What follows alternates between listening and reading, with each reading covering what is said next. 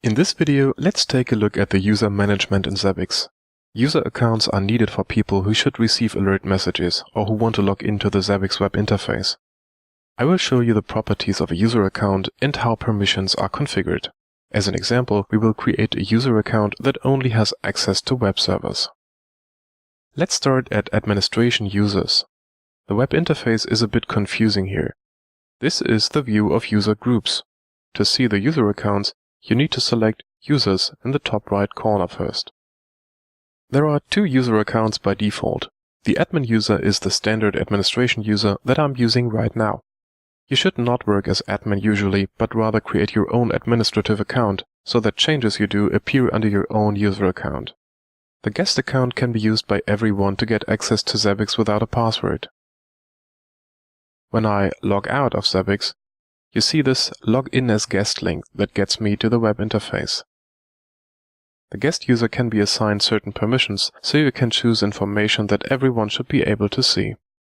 Let me log in again as admin and go back to Administration Users.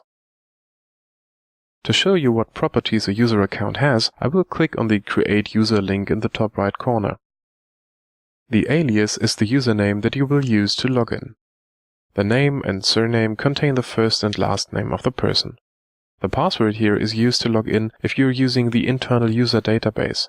This is the default, but you can make Zabbix use an LDAP user directory, but I will get to that in a minute. A user can belong to one or more user groups. That way you can assign permissions to user accounts. Permissions are always connected to user groups. You cannot give a user permissions individually. The language allows you to use the web interface in your own language. Depending on the installed system locals, you have different choices here. The theme allows you to use different sets of colors for the web interface. Auto login changes the expiration date of your session cookie. Zabbix uses browser session cookies to track who is logged in. The cookie is usually valid until you close the browser window. If you enable auto login, the cookie will stay valid for an entire month. So if you use Zabbix at least once a month, you will always stay logged in. Auto logout will make sure that you get logged out if you don't use the web interface for this number of seconds. Refresh sets how often certain views in the web interface are reloaded. For example, the overview and events view reload automatically. The rows per page tells Zabbix how much information to display on pages that show lists of things. For example, how many hosts, items, or triggers are shown on a single page. The URL after login is an optional redirection after you log in. You can use it to get to your favorite view quickly. I prefer to set it to /tr_status.php to show me the trigger status page.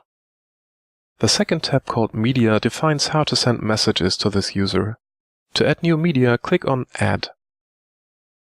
The different kinds are configured at the Media Types page that is explained in another video. When you specify multiple media here, like both email and SMS, then the user will receive a message by both ways. Send to is the user's address. It depends on the type of media you use. If you choose email, then this is the user's email address. If it's SMS, then it's the user's cell phone number. When active defines the time periods when this media type should be used. The syntax is the day, a comma, and the time.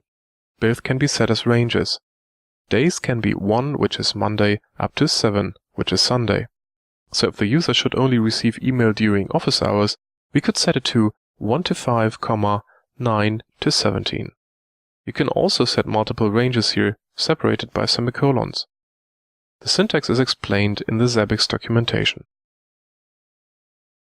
Use if severity means that this media is only used for trigger events of certain severities. For example, you could send an email or Jabber message for all problems of warning or average severity. But for serious problems of severity high or disaster, you may want to send an SMS in addition. The Permissions tab shows which access permissions apply to this user account. You cannot assign permissions here because they are configured through user groups that I will explain shortly. The user type here sets the general permissions. The Zabbix user does not have access to the Configuration tab at the top, but only to the Monitoring tab, and can only have read access. Zabbix users have no permissions by default, but you can assign further read permissions by assigning the appropriate user groups. A Zabbix admin has access to both the Monitoring and the Configuration tab, but also does not have any access permissions by default.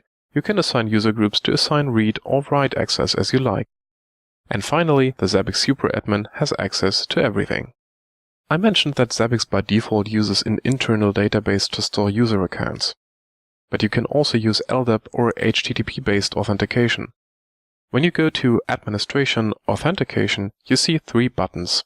By default, Zabbix uses its internal database. When you click on LDAP, you can use your existing user directory like OpenLDAP or an Active Directory to verify the user's passwords. It's important to understand that you still have to create a user account in Zabbix. Only the password is verified using LDAP. So when you enable LDAP, you will see that the password field disappears when editing users. A word of warning. You should always create a user group that uses internal authentication for emergency access, just in case that the LDAP directory does not work as usual. Otherwise, you could easily lock yourself out. The HTTP-based authentication can be used if you authenticate your users at an Apache web server and want to pass through the authentication. That concludes this video. I gave you a brief overview of user management and the permission system. In the next video, I will give you an example of how to create a user account that has restricted access.